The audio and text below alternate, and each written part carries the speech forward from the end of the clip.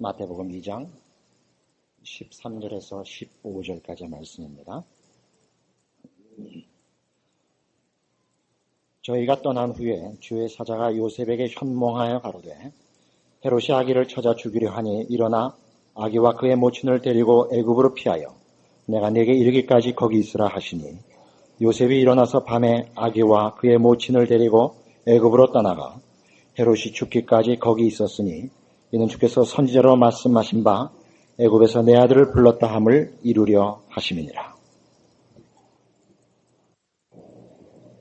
동방 박사들이 헤롯을 만나고 그의 별의 인도함을 받아 예수님의 탄생한 그 장소에까지 오게 됩니다.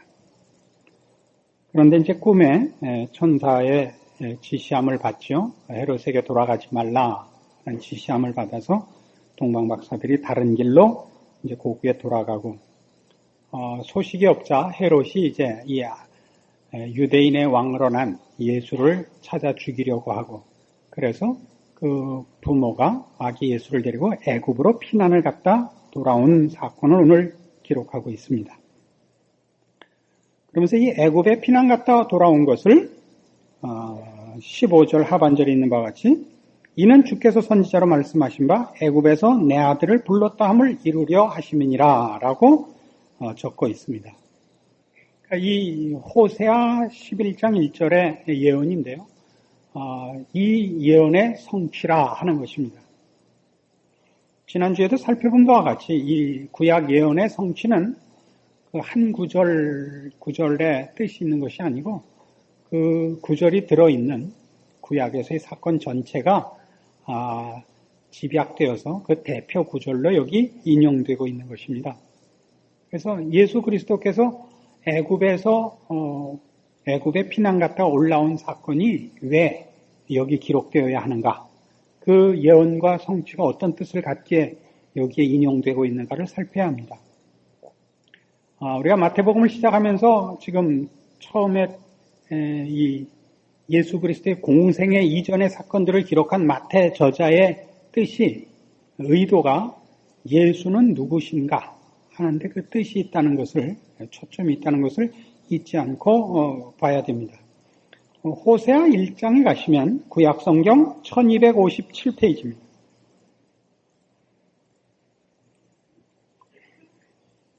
이 호세아서는 우선 기원전 755년에서 710년 사이에 북왕조 이스라엘에서 사역한 선지자입니다.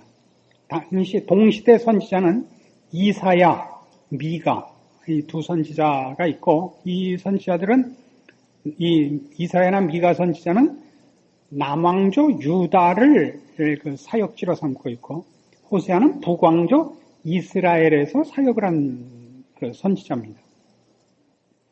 그 뜻은 구원이라는 뜻입니다. 우리 예수라는 그 이름이 이 호세아 혹은 여호수아라는 히브리 이름의 헬라어식 표기라고 했습니다. 그럼 무엇과 같으냐면 도락구 이렇게 쓴 겁니다. 도락구 아시죠? 추럭을 일본 사람들이 그 발음을 못해서 도락구라고 했습니다. 그러니까 히브리어 그 발음을 이 헬라어식으로 바꿔갖고 했더니 그 여호수아가 예수가 됐습니다. 구원이라는 뜻을 가지는 이름입니다. 그런데 그 내용은 뭐냐면 당시에 이스라엘의 불신앙 때문에 하나님의 심판을 선언하고 이스라엘의 회개를 촉구하는 것이 이 호세아서의 내용이고 또 호세아 선지자의 사역의 내용입니다. 그러나 하나 재미있는 것은 그러니까 북왕조 이스라엘의 불신앙과 임박한 하나님의 심판을 예언하면서도 그것이 하나님의 사랑의 표현인 것을 굉장히 강조하고 있습니다. 그래서 결국은 하나님께서 이스라엘 백성에 대하여 내리는 심판이 이스라엘을 진멸시키자는 것이 아니라 사랑의 표현이며 이스라엘을 정화시키자는 것이요. 결국은 하나님의 사랑이 저들을 구원하시리라 하는 데까지 그 내용이 진전되는 것이 호세아서에서의 중요한 그 메시지입니다. 근데 이 하나님께서 이스라엘 백성의 죄에 대하여 얼마나 진노하시는가. 그래서 어떻게 그 불신앙에 대한 심판을 내리실 것인가. 그럼에도 불구하고 하나님이 이스라엘을 어떻게 사랑해서 구원하실 것인가 하는 그 하나님의 마음을 이해시키기 위하여 호세아 선지자는 특별하게도 하나님의 이 마음을 경험토록 그의 가정생활에 특별한 지시를 받습니다. 그래서 하나님이 정한 아내를 맞이하고 그 아내로 인하여 고통을 당하는 경험을 요구하십니다. 이 호세아 1장 2절에 보시면 여호와께서 비로소 호세아로 말씀하시니라. 여호와께서 호세아에게 이르시되 너는 가서 음란한 아내를 취하여 음란한 자식들을 낳아라. 이 나라가 여호와를 떠나 크게 행음함이니라. 라고 그 서두에 기록된 대로 그래서 이 하나님 앞에 불신앙과 불순종으로 떠난 이스라엘에 대한 하나님의 그 슬픔과 가슴 아픔을 경험하도록 이 음란한 여인과 결혼하는 요구를 받습니다.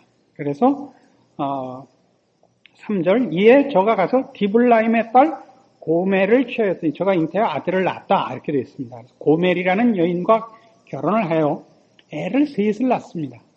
그런데 이 여자는 애를 셋 낳고 남편을 버리고 도망을 가서 다른 남자들과 살다가 결국 그 노예 시장에까지 팔려가게 됩니다. 그걸 다시 하나님의 명령으로 가서 아내를 사오고 다시 그 아내로 맞아들여서 새로운 가정을 꾸리도록 하나님 앞에 요구를 받습니다. 이런 일을 통해서 호세아는 그 사랑하는 그 아내가 자기를 버리고 도망하는 그 배신에 대한 아픔을 경험하게 되어서 하나님이 이스라엘 백성의 범죄에 대하여 어떤 심정을 갖고 계시는가. 그러면서도 그 사랑하는 아내를 버리지 못하는 그 사랑이 그 아내를 다시 사오게 하고 그 가정을 다시 회복해 하는 노력으로 이어진 것 같이 하나님이 이스라엘 백성에게 무엇을 요구하시고 무엇을 이루려고 하시는가 하는 데 대한 깊은 이해를 얻게 됩니다. 그래서 이 하나님께서 이스라엘 백성의 그 신앙적인 배반에 대하여 가지는 아픔들에 대하여 이제 호세아가 같은 그 감정의 경험을 하게 되고 그 경험 속에서 하나님이 이스라엘 백성을 어떻게 대우하시는가 하는 예언들을 이제 경험합니다. 그것이 4절에 나옵니다. 여호와께서 호세아에게 이르시되, 그러니까 3절에 이제 아들을 낳았어요. 호세아에게 이르시되 그 이름을 이스르엘이라 하라. 조금 후에 내가 이스라엘의 피를 예후의 집에 갚으며 이스라엘 족속의 나라를 폐할 것임이니라. 그날에 내가 이스라엘 골짜기에서 이스라엘의 활을 꺾으리라. 이렇게 나오죠. 이스라엘이라는 것은 북왕조의 한 그 지방 이름입니다. 그 평원으로 된 이 지방인데 이 이스라엘이라는 데가 왜 여기 등장을 하게 되느냐면 남왕조 유다는 그 왕조가 유다라는 집안이 그 왕조를 이룹니다. 그렇지 않습니까? 유다 가문에서 계속 다윗 왕가가 쭉 왕조를 이어오고 있지만 북왕조 이스라엘은 솔로몬이 죽고 그 아들 르호보암 때 이제 갈라져서 북왕조로 독립을 해서 하나님이 정해준 왕조가 없지 않습니까? 다윗 왕가를 하나님이 세웠는데 거기서부터 갈라져서 나가서 누가 왕을 해야 될지 모르죠. 그래서 처음에 왕을 한 게 여로보암입니다. 그러다가 그것이 이제 하나님을 따르지 않았기 때문에 폐하여져서 말하자면 바사, 아합 이렇게 그 뒤를 이렇게 왕조가 바뀝니다. 가문이. 그래가지고 이스라엘 이 지방 이름이 나오는 그 때는 어느 때냐면 아합 집안이 왕조를 이루고 있을 때 하나님께서 이 아합의 그 불신앙과 저지른 죄로 인해서 그의 부하 장수였던, 지금으로 얘기하면 그 사령관이었던 군대 장관 예후로 하여금 무력 구테타를 일으켜 해서 이 아합 집안을 다 진멸시킵니다. 아합과 이세벨이 다 이스라엘에서 쳐 죽임을 당합니다. 그리고 예후가 새로운 왕조를 여는 것입니다.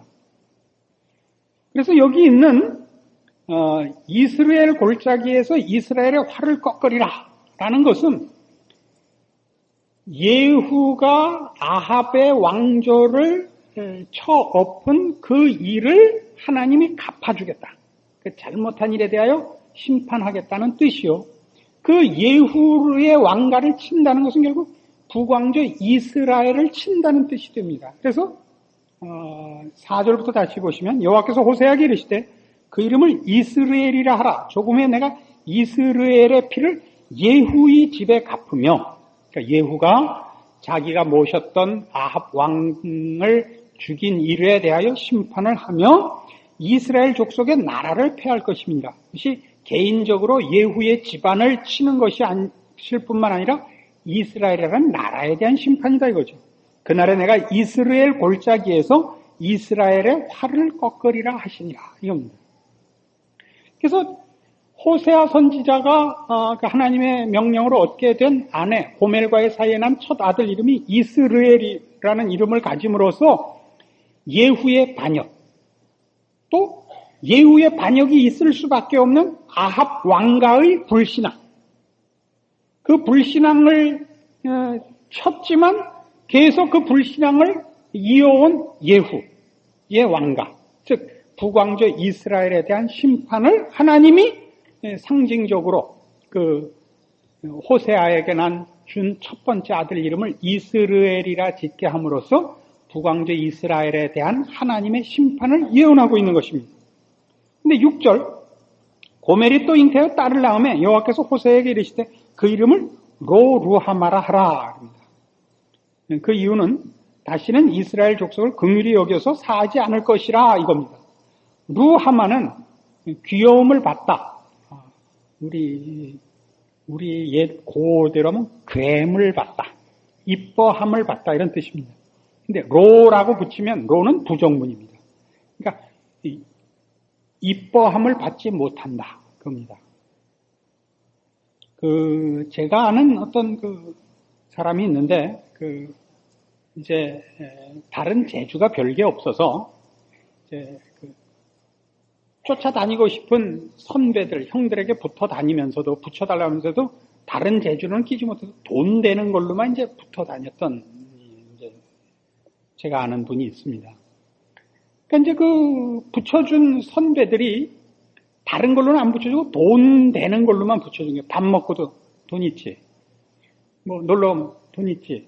밤낮 이제 돈만 씌우는 거예요. 그래서 이제 드디어 이 사람도 머리가 좋지 않은 사람이지만 결국 어느 날 이 왼수들이 나한테 돈만 빨아먹는구나 이제 알았어요. 그래서 어느 날 또 밥을 먹고 돈 있지. 그런데 없는데요. 하고 처음 반발을 했더니 선배들이 그래요. 딱 째려보더니 자식 귀염받고 살긴 글렀구나. 이걸 안 웃는단 말이에요. 이렇게 재밌는 말을 암만 축구의 젖기로서니 그렇게 더 갖고 있을 수 있는 거예요. 5대 빵이면요 네덜란드가 많이 봐준 거예요. 제대로 했으면 10대 빵이에요. 여기서 벌써 중국하고 하는 거 봤을 때 날 샜다 알아야죠. 그걸 밤새 봤단 말이에요. 민하게. 그러니까 이제 난 내 백성을 더 이상은 난 이뻐하지 않겠다. 이게 로루하마라 말이에요.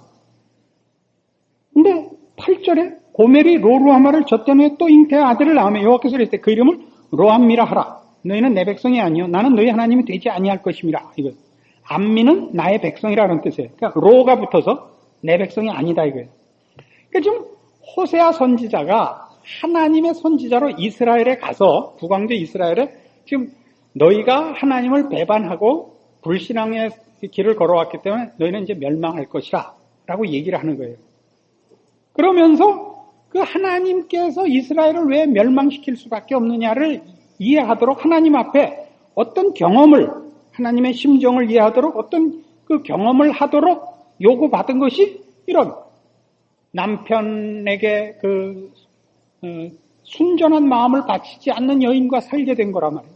그 애를 셋 낳는데 첫 아들 이름은 이스르엘, 두 번째는 로루하마, 둘째 딸, 세 번째 아들은 로암미란 말이에요. 그 뭐라 그래요? 다시는 내가 내 백성을 사랑하지 않겠다.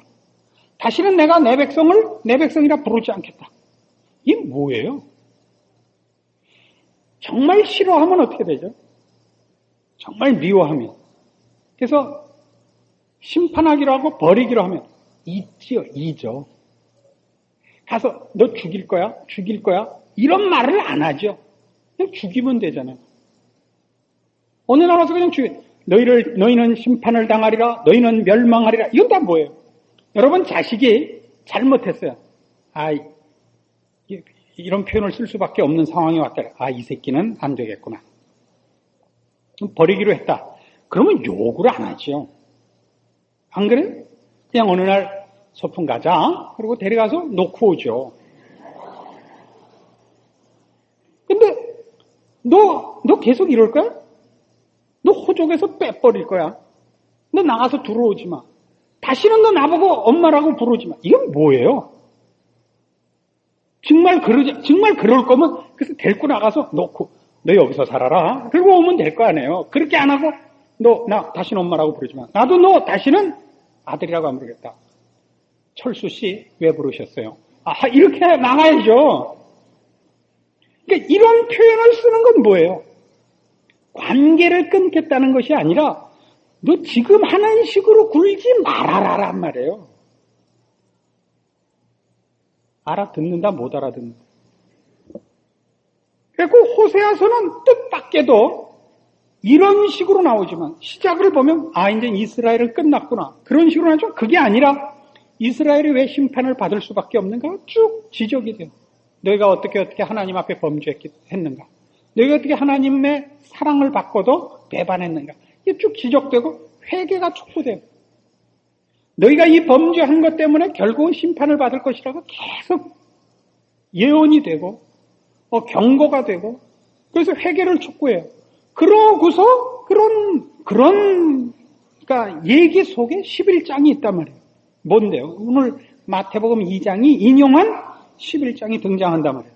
뭐라고 되어 있느냐 하면 11장 1절이 인용된 거예요. 이스라엘이 어렸을 때 내가 사랑하여 내 아들을 애굽에서 불러냈다. 이게 인용됐어요.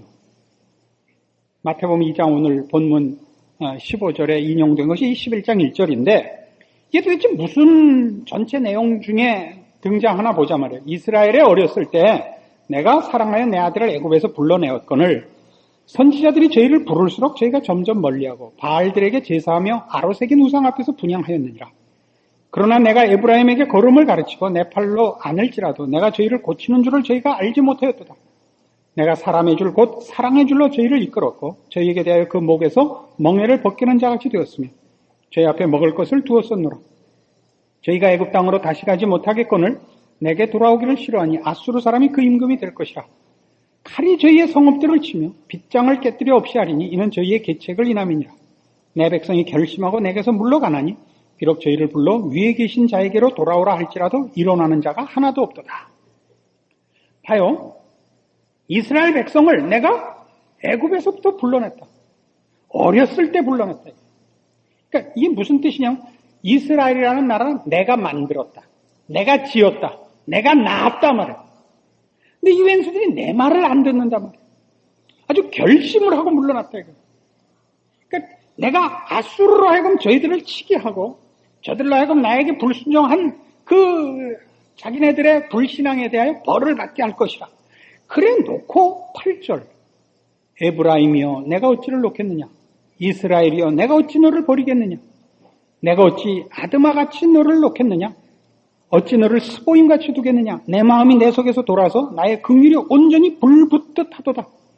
내가 나의 맹렬한 진노를 바라지 아니하며 내가 다시는 에브라임을 멸하지 아니하리니 이는 내가 사람이 아니여 하나님임이라. 나는 네 가운데 거하는 거룩한 자니 진노함으로 네게 임하지 아니하리라. 저희가 사자처럼 소리를 발하시는 여호와를 쫓을 것이라. 여호와께서 소리를 발하시면 자손들이 서편에서부터 떨며오되 저희가 애굽에서부터 새같이 아수르에서부터 비둘기같이 떨며오리니 내가 저희로 각 집에 머물게 하리라. 나 여호와의 말이니라. 라고 끝을 맺는단 말이에요.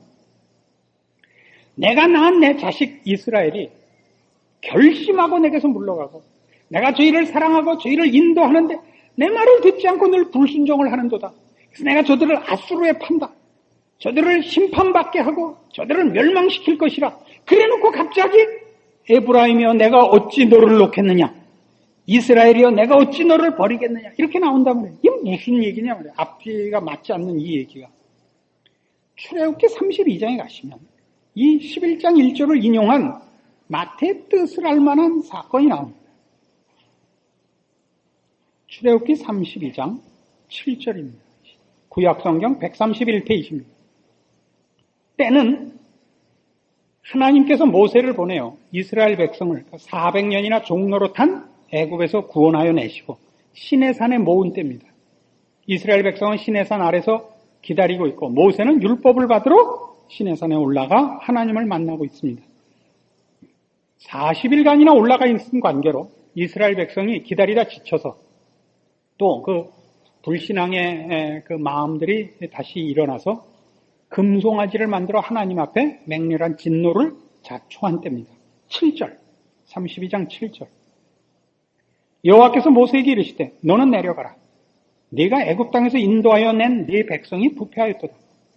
그들이 내가 그들에게 명한 길을 속히 떠나 자기를 위하여 송아지를 부어 만들고 그것을 숭배하며 그것에게 희생을 드리며 말하기를 이스라엘아 이는 너희를 애굽 땅에서 인도하여 낸 너희 신이라 하였도다. 여호와께서 또 모세에게 이르시되 내가 이 백성을 보니 목이 곧은 백성이로다. 그런즉 나대로 하게 하라. 내가 그들에게 진노하여 그들을 진멸하고 너로 큰 나라가 되게 하리라. 모세가 그 하나님 여호와께 구하여 가로되 여호와여 어찌하여 그 큰 권능과 강한 손으로 애굽 땅에서 인도하여 내신 주의 백성에게 진노하시나이까. 어찌하여 애굽 사람으로 이르기를 여호와가 화를 내려 그 백성을 산에서 죽이고 지면에서 진멸하려고 인도하여 내었다 하게 하려 하시나이까. 주의 맹렬한 노를 그치시고 뜻을 돌이키사 주의 백성에게 이 화를 내리지 마옵소서. 주의 종 아브라함과 이삭과 이스라엘을 기억하소서. 주께서 주를 가리켜 그들에게 맹세하여 이르시기를 내가 너희의 자손을 하늘의 별처럼 많게 하고 나의 허락한 이 온 땅을 너희의 자손에게 주어 영영한 기업이 되게 하리라 하셨나이다. 잘 보세요. 이 범죄한 이스라엘에 대해 하나님이 진노하시고 진멸하고 하나님의 말을 듣는 모세로 새로운 민족을 만들겠다 그러십니다. 그래서 모세가 뭐라고 답변을 해요? 모세가 하나님의 뜻을 알고 하나님의 마음을 제대로 이해한 답을 해요. 그게 뭐냐면 하나님, 왜 이스라엘 백성의 불순종을 인하여 화를 내십니까? 저들이 다른 백성보다 신실하고 달라서 택하셨습니까? 아니지 않습니까?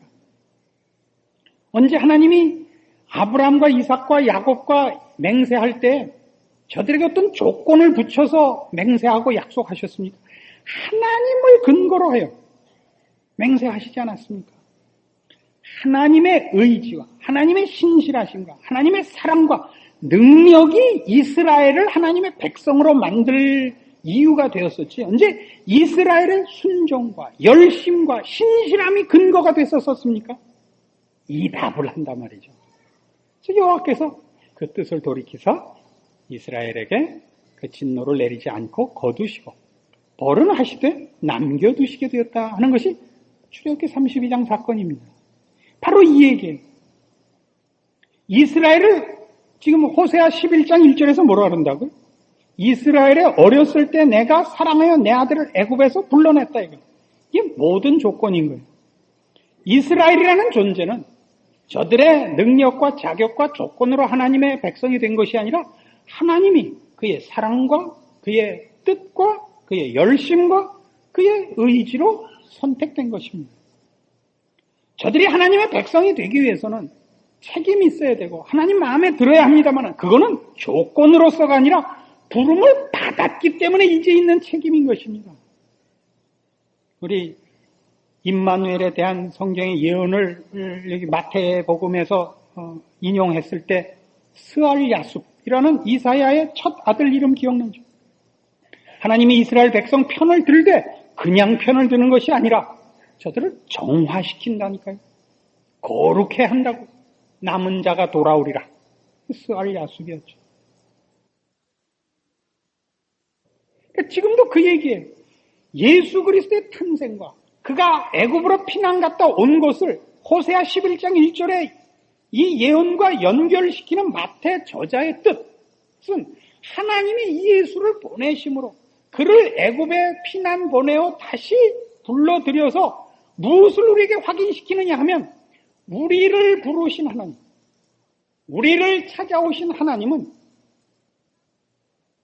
세상이 하나님의 뜻을 대적하고 하나님을 대적하는 반대 세력들 문제 이상으로 우리의 부족함, 우리의 불충함, 우리의 불순종, 우리의 부패함을 극복하고 우리를 부르신 그의 부르심의 신실함과 사랑과 긍휼과 능력과 의지가 근거가 되어 우리를 하나님의 백성으로 만드시고야 말 것이라는 그 뜻을 관철시키러 이 예수를 보내셨다. 이런 뜻이 되는 것이다. 이겁니다. 감동이 없으시다 이거죠. 기독교 신앙의 놀라움은 여기에 있습니다. 우리 보고 어떤 도를 깨우치라는 건가? 우리 보고 어떤 합격점에 오라는 것이 조건과 근거가 되지 않습니다. 모든 조건과 이유는 하나님께 있습니다. 우리에게 요구하는 책임은 하나님의 사랑을 받고 하나님의 선택을 받았으니까 그 자녀다우라는 것이지 조건과 이유로서는 아닙니다. 그래서 이 마태복음을 기록하면서 예수는 누구신가 해서 우리에게 뭘 확인시키고 싶은 것이냐 하면 하나님의 자녀로 부름을 받았거든. 너희가 어떤 은혜와 어떤 사랑과 어떤 집념과 어떤 손길 속에 있는가를 확인하라 이겁니다. 하나님의 자녀된 것이 가지는 그 불변하는 영원한 운명으로서의 그 안심, 그 복된 운명의 확인을 놓치지 말라 이거죠. 오늘날 우리 현실을 사는 신자들이 갖는 신앙상의 어려움은 뭡니까? 이래도 계속 하나님이 우리 편일까? 이래도 하나님이 내 편을 들어주실까? 이것이 제일 많은 그 의심 아닙니까? 내가 하나님 앞에 신실하지 못하고 하나님 마음을 아프게 했는데도 하나님이 계속 내 편일까? 그렇습니다. 계속 내 편입니다. 또 그냥은 편들지 않습니다. 고치시죠. 우리의 불신앙과 불충한 것과 거룩지 못한 것에 대하여 하나님이 우리를 정화시키려고 채찍을 드십니다만은 버리자고가 아니죠. 그렇게 할 거면 그렇게 안 한다니까요. 외면해버리시면 그만이죠. 성도의 삶에 고단한 건 뭐죠? 하나님이 거룩으로 찾아오시기 때문에 우리의 지은 죄와 우리의 모자라는 신앙적인 그 연약함에 대해 하나님이 외면치 않는다는 것 때문에 고달픕니다. 그러나 그것은 사랑의 손길이요. 복 주시기 위한 손길이기 때문에 결국은 우리를 완성의 자리에, 영광의 자리에, 복된 자리에 이르시게 할 변함없는 하나님의 신실하신 손길이다 이겁니다. 그것이 바로 여기 예수 그리스도의 탄생에 가장 크게 확실하게 나타나 있다. 이 마태의 지적이죠.